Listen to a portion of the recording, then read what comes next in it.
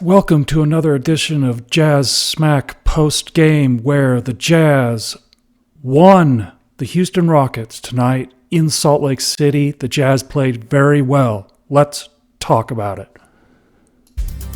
JazzSmack, your source for information and analysis about the Utah Jazz and NBA basketball. JazzSmack is a community for passionate Utah Jazz NBA fans. So the Jazz played well in Salt Lake tonight against the Houston Rockets. It was really, the focus was completely on youth tonight. Lauri was the only veteran player that actually even played in the game for the Jazz. Other than that, it was all young guys. I guess you can say that KJ Martin is in his fifth season, so he's somewhat of a veteran. But other than that, it was completely young players. And so really, Jordan sat out, John Collins sat out, Colin Sexton is still injured. I mean, it was really youth and youth alone that played in this game tonight. And there were some big performances. Keyonte shot the ball really well again for the second night in a row. He scores 30. I mean, his field goal attempts are high. He shot a lot of free throws, but his percentages are really good. And Walker, again, massive rebound numbers. Just huge. And Cody Williams, in all honesty, I think this might be Cody's best game as a Jazz player. He played very well. He defended. He shot the ball well. He got some rebounds tonight, which is a huge deal for him. So he fills the entire box score. So he was fantastic tonight. And this is a good step forward. Nice to see him actually be productive instead of just being a negative while he's on the court. And Kyle Filipowski, again, played really well. Super game, shot the ball well, passed the ball well. He's just playing great, even though he's not getting a lot of minutes. I mean, he's 15 minutes tonight, not a lot of minutes, but he shot the ball, he played well. I mean, he's been terrific, and hopefully that translates into some more minutes prior to the season coming to a close. Hopefully he gets some bigger minutes games where he's actually logging 30 minutes. But we'll see. But overall, really positive game. The only negative was the Jazz won. That's obviously not what the Jazz need to do right now, but the guys played well, so it's hard to be negative about the outcome of this game because as a team, the guys actually did play well. Yeah, I couldn't agree more. I mean, why don't we, let's talk about all of the positive aspects of the game, and then we can talk about where the Jazz are as a team and the risks that they have with the team, because there is something really to talk about there, and hopefully what's going to be done about that. But overall, I mean, the performance was fantastic. I mean, there was a few guys that you didn't key on that I was just very happy. Bryce Sensabaugh got time. He got up 15 shots. He didn't shoot particularly well, but I think that Bryce is one of those guys that he's a flow player. That if he gets time, if he gets consistency, I think he plays a lot better. So I was really happy to see him play and get some time. I'm actually really bullish on KJ Martin. I'm biased because of his dad being a number one draft pick, but I think that could have been a really good pickup. So I'm glad to see him out there trying and let's give him a shot. I mean, right? Let's see what he can do the rest of this season. And he's still a young player, so he's a guy that could be, and Cody, as you said, boy, it was good to see 6 rebounds from Cody Williams. I mean, that's just, and a block. I mean, it was just so good to see that out of Cody Williams because we all have had concerns with him, and honestly, unfairly, because players develop at different timelines. And very often, if you go back and look at the rookies of the year for the last 20 years, you'll look at that list and you'll say, and we can do that maybe our next podcast, is a lot of those guys turned out to be nothings in their career. You just don't know because they develop at different lakes. But when you're pick number not 10, there's certain expectations, and he struggled this year. So it was great to see him. But, why don't we jump, go on? But I'm very, I'd like to look at the the box score when we have a chance. Okay. So if we just go through the box score, as we mentioned, there were a lot of really good performances tonight.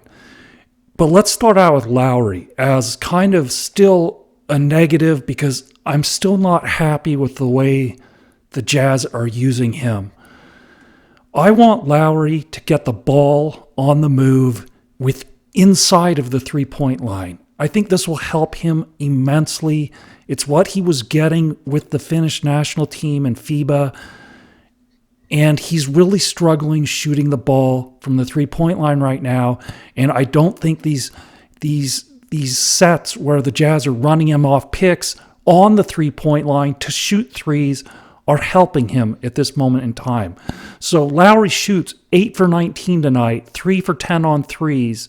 Yes, he scored 23 points and he did rebound tonight. He's still no assists, not good. But the problem is he's just struggling mightily from the three-point line right now. And I would be much happier if the Jazz got him the ball on the move within the three-point line, not giving him the ball at a stationary place where he's just shooting a turnaround jump shot over the top of somebody, but actually just get him the ball when he's on the move. I think that would help him immensely. What are your thoughts on that? Yeah, I think it would too. I think the other thing is there's a lot of misinformation about Lauri because I've listened to some other podcasts where they're Jazz employees, and essentially what they're saying is, oh, he's been taking more difficult shots. Yeah, he has. They've asked him to take things off the dribble. They've asked him to take turnaround shots, but taking away those that he struggled with. But they're saying, like, look, let's see if we can teach him to do that and struggle with it this year, and then maybe he's better next year. Not a bad strategy. But he's missed his open three-pointers that he's hit in past seasons. I mean, that's undeniable. The stats support that. And so you need to get him back on track. I mean, you need to get him. We know this is like a star-level player. We know this is a top 30 player. We think he's a top 20 player, and we need to get him back on track. And you help guys in that case. He's really had the odds stacked against him this season because he's been playing with, poor point guard play until Isaiah's come in, but Isaiah's learning himself. And so it's been really challenging for the guy, and we need to help him out. We need to help him out to get him back on track. And I agree with you. Let's get him some easier shots. We don't need him to shoot a three-pointer every time. Hardy, you don't have to have all your shots as three-pointers. I mean, it's really interesting that if you look at some of the best teams in the league, Boston, 50% of their shots are three-pointers. Then you go to Oklahoma City, which I think is the best team in the league. They're right on average the number of three-pointers they shoot across the NBA average. So you don't have to shoot the most three-pointers to win in this game. I think Oklahoma City is going to run away with the title this year. I think they're that good, and they shoot league average for three-pointers. So you don't have to shoot the most three-pointers in the league. And I agree with you that we just need to help the guy. I mean, he's a fantastic player. Let's help him. But honestly, I was thrilled with the 10 rebounds. To me, I can deal with poor shooting. To me, I can't deal with lack of effort. And a lot of that is rebounding. And when you're shooting poorly, bust your butt and rebound the ball. And that's why you and I both love Walker Kessler. The rebounds are there. And so I understand, Lauri, you're frustrated, but we want to see the 9-10 rebounds a game. Yeah. Yeah. I mean, I don't mind Lauri shooting the three. They just need to be the right threes. I mean, he's coming off these picks and he's shooting contested threes. I mean, coming off a pick and shooting a three is already where you're turning and shooting into the three. That's already a difficult shot. But then you're shooting it contested. And then some of these other threes that may even be open, but they're really deep threes. I mean, none of these are really high percentage shot. These are not quality looks. These aren't the looks that win you titles. They're just not. And when he's really struggling, we need to get him in rhythm and back on track. And just having him do the same thing over and over and over when obviously it's not working. I mean, he still shot 10 threes tonight and he made 3 for 10. And prior to the fourth quarter, I think he was 1 for 7 or 1 for 8 or something. I mean, it was just ugly. And I think the Jazz can do a better job with this. I mean, he's considered the Jazz best player right now. Just do something to actually help the guy out. That's what I ask. That's what I want. Yeah. Yeah, I agree with that. Now, I also don't agree with Will Hardy appointing anybody the best player. I think that was a terrible message 3 years ago. Yeah, I don't think he should have done that. I agree and too. I think, and he did the same thing with Keyonte and the number one option. I think that it just shows youth and inexperience on Hardy's part to say that. He should have never, ever said that. One, I actually don't believe it, but I agree with you on Lauri's. We need to get him back on track. And play to his strengths because he's got a ton of them. The interesting thing about Lauri is that he's taking turnaround jump shots over shorter guys, and he's not hitting them. And I've always told you, I've taken this position: you can't judge players too early because I see Locke doing it all the time. He decides after 6 months, half the season, okay, this is what this player is going to be. You have no idea. They develop at different levels.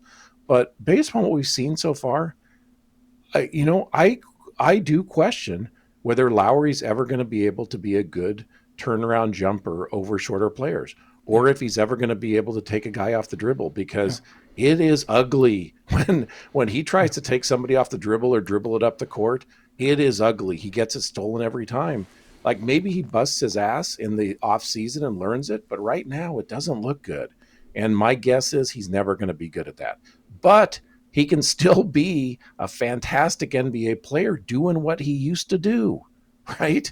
I mean, he can. Just like you said, he was great doing those other things without having to do turnaround jumpers over shorter players. Yeah, he's not a good enough ball handler. I mean, he can take dribbles, but he needs to be on the move where he's not trying to get around guys with dribbles. That's not going to ever work. That's not who he is. It's at this point in Lauri's career, that's obviously not that's not one of his competencies. He's not that guy. And also, like you said, shooting the ball over the top of even smaller players obviously isn't a strength of his. That's not what he's good at. So the Jazz need to do a better job of playing to his strengths and try and get him into a rhythm by playing to his strengths rather than trying to get Lauri to fit into what Will Hardy wants to do. That's my complaint. And I'll leave it at that. And hopefully this changes, because using Lauri like this is not how to maximize his value so that we can trade him in one of these, upcoming off seasons or during the season before a trade deadline. Yeah. And let's jump on to other players, but I just want to make this comment while I'm thinking about it. I was listening to the Rockets coach before the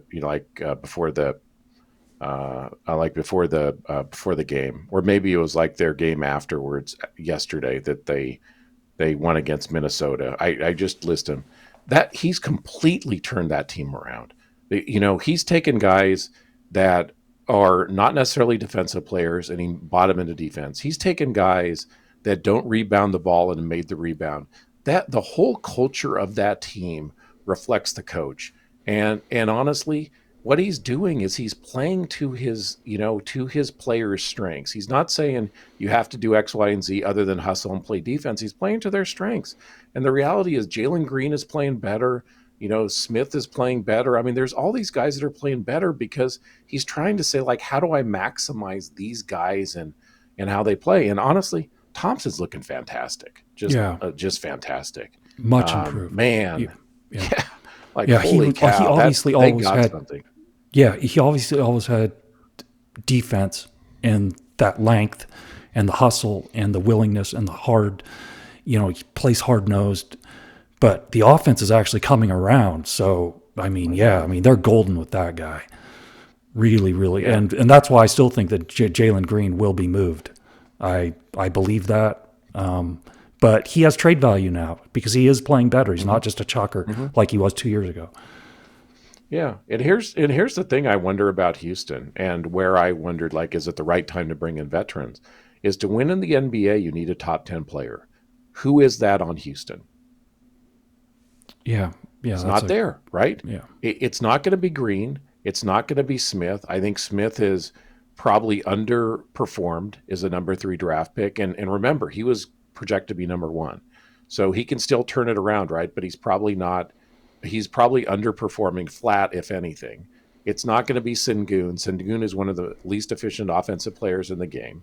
Although I think I like Sengun. So it's probably Thompson or, Reed Shepherd or some of these other guys that are yet to come up, like if they're going to be the championship level team. So, but I've been thoroughly impressed with Thompson. Even when he took Tyler Hero and threw him like a rag doll, wow. Did you see he picked up Tyler Hero and threw him like he was a little kid. I mean, that guy is strong. So he's a player. Yeah, without a question. So let's get on to KJ Martin.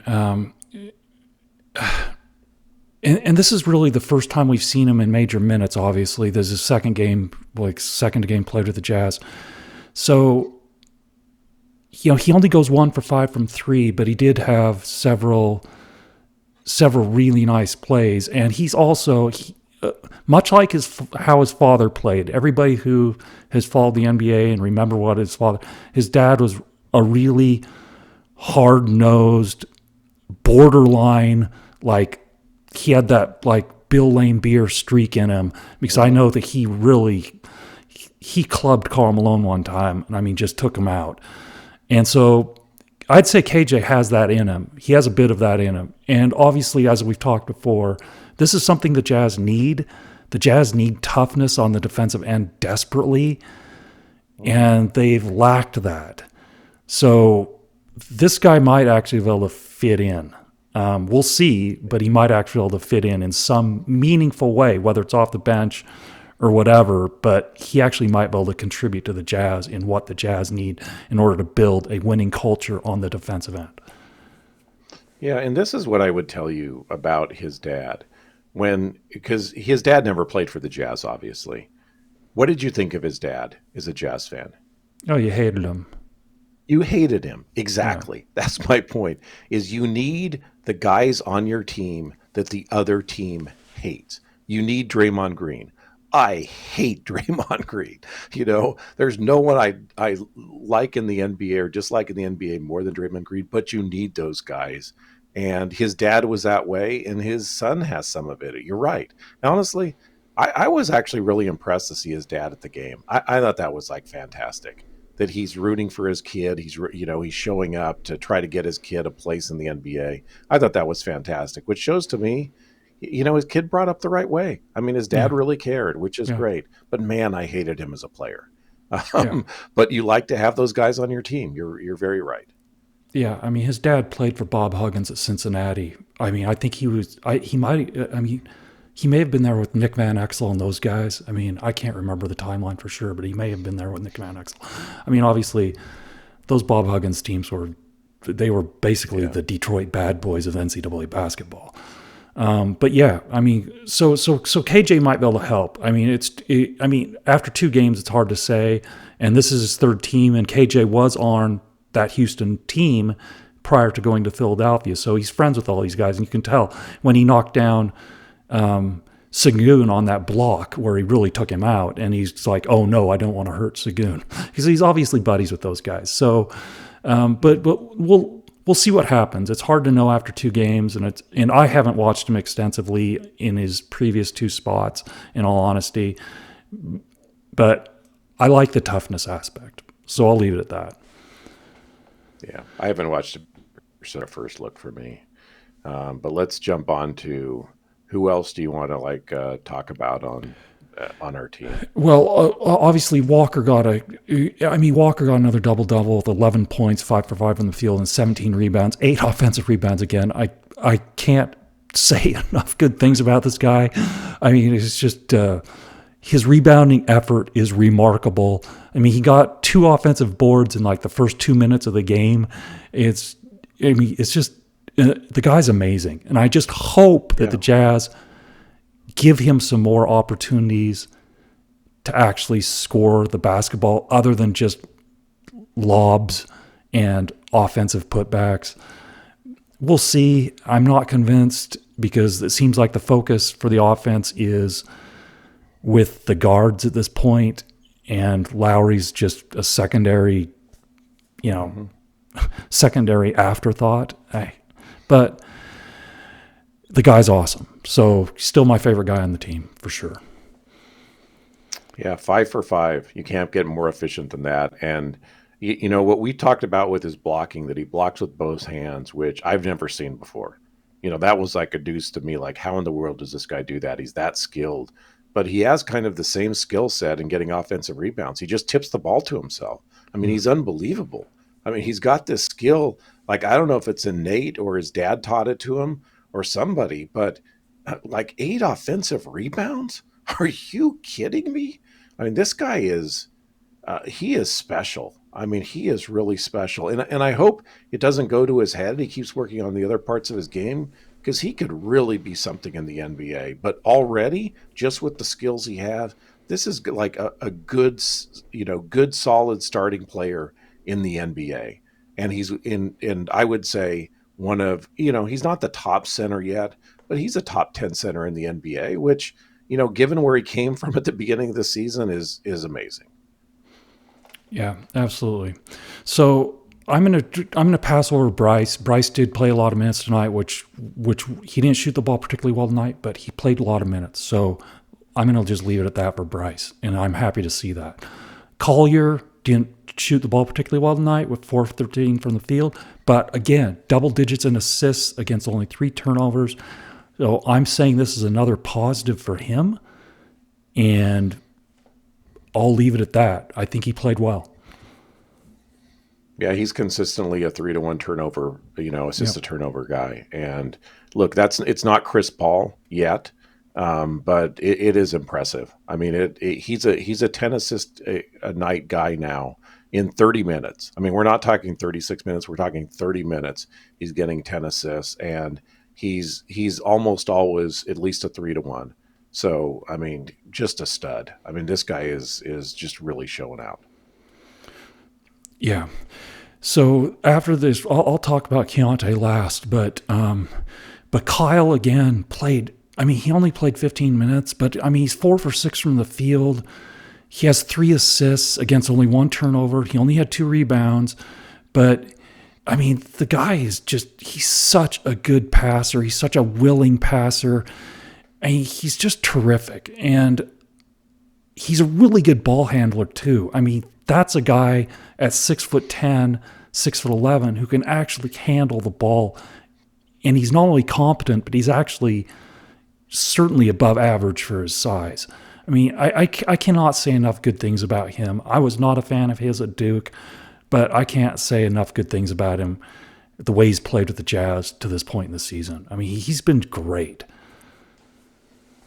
Yeah. I was listening to our friend David Locke, making this comment, and there's so much that Locke says that I just like, Locke, you don't get at basketball. I'm sorry. He said, I think Kyle needs to learn how to shoot, and I'm thinking, I got to tell you, like, consistency, he absolutely does, but his shot is really smooth and nice. Of course, you can always improve it with like a shooting coach, but I think Kyle, he wasn't a great shooter at Duke percentage-wise, and he hasn't been so far this year. But I think it's not like with Collier that you're going to have to teach him how to shoot. I think he's got all of it there. He just got to get repetitions and consistency, and arc a ball, etc. I think his stroke looks great. Yep. So that's why one of the reasons why I'm so bullish is you brought up all these things that he can do as a 6'11", pure 6'11" guy without shoes. Pass the ball, rebound the ball, and ball handle. Unbelievable for a 6'11" guy. Better than Markkanen, right? And other than maybe rebounding. Markkanen's a good rebounder too. But his shot is good. It just needs to be more consistent. So this is I'm very bullish on this guy. Now, we got 2 guys, one at the beginning of the second round, one at the end of the first round, that we're both bullish on. I don't know which one's going to stand out later, but I think we got 2 finds there. And, of course, we're still hoping for Cody. Yeah.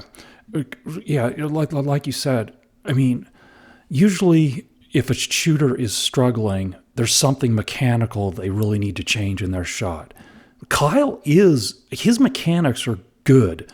I mean, I spent a lifetime shooting the ball in an empty gym, and Kyle's mechanics are good. They're sound. He just needs repetitions. He's not doing something incorrectly, so his focus just needs to be repetitions. He's doing the right things. He just needs to get in the gym and do them over and over and over. So it's all good. And now let's go to Cody. So Cody tonight, 4 for 7 from the field, 6 rebounds, 9 points, 1 block, 1 assist, no turnovers.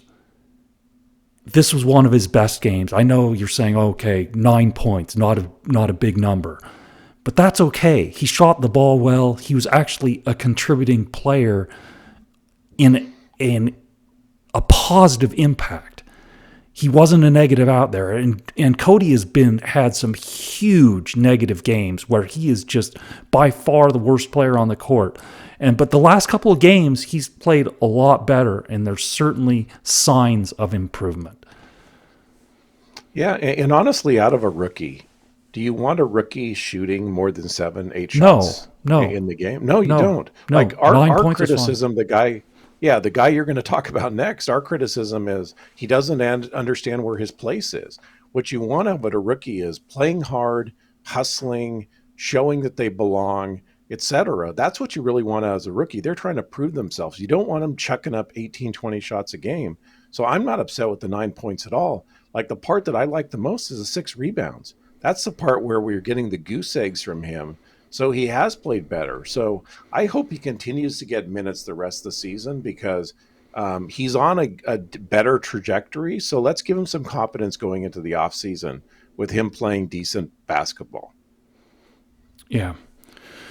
Okay, so let's talk about Keyonte. So Keyonte tonight, he goes 10 for 17 from the field, 5 for 8 from 3, 5 for 10 from the free throw line, 8 rebounds, 6 assists, 1 turnover.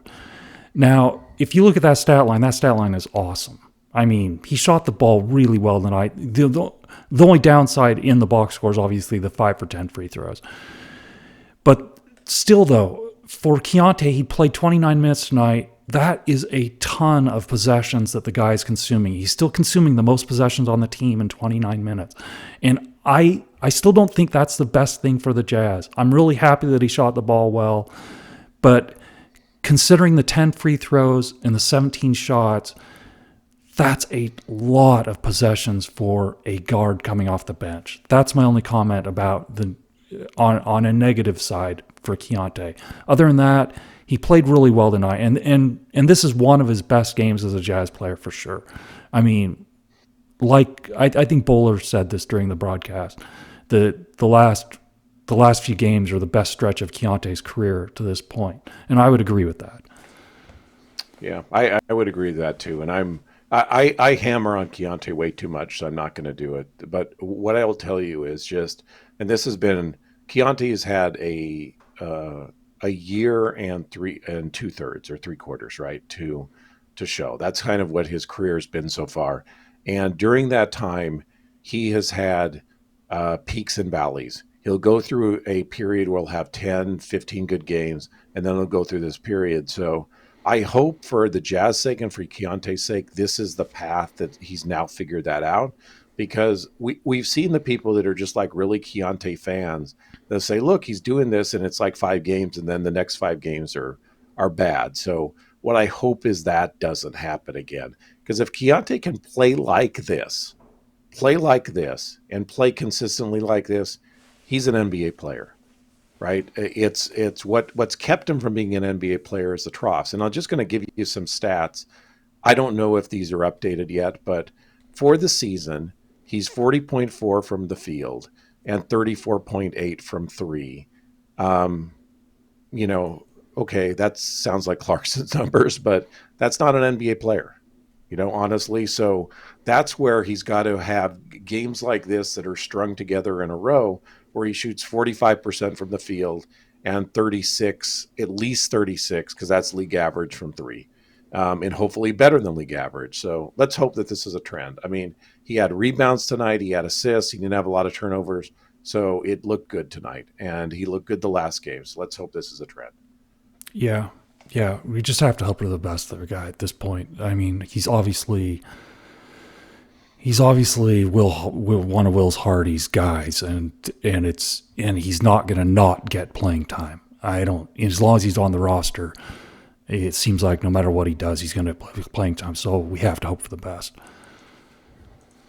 Yeah, I got to come up with a nickname for that, a Will Hardy baby or something, because I got to come up with a better one, because there's two guys that are Will Hardy's guys, and then there's like Bryce. It's always in the doghouse with Will Hardy, but it'll be interesting. I'll say this, and I've said this before. I don't think that Ainge has any emotions at all, other than for Isaiah Thomas. He knew he screwed Isaiah Thomas, so he keeps bringing him back to the G League to try to get him, on some team to help the kid out. And I hope he makes it, because I'm rooting for Isaiah Thomas.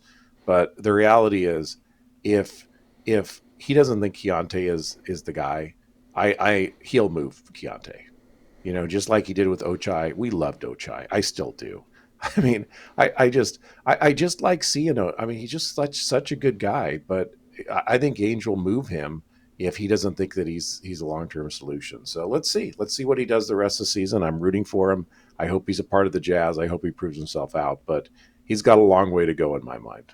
Yeah, agreed. Well, I think we will call it a night with that. Anything else to say before we sign off? All right. No. We will call it a night, and we appreciate everybody watching. And please like, share, and subscribe on YouTube, and also follow us on X. And we will talk to everybody after the next game.